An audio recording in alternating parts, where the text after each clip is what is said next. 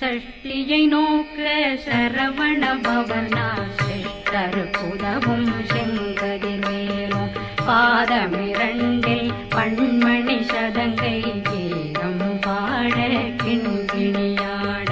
சஷ்டியை நோக்க சரவண பவனார் சிஷ்டருக்குதவும் செங்கதிர்வேலும் பாதமிரண்டில் பண்மணி சதங்கை கீதம் பாட கிண்கிணியாட மைய நடனம் செய்யும் மயில் வாகனார் கையில் வேளாளனை காக்கவே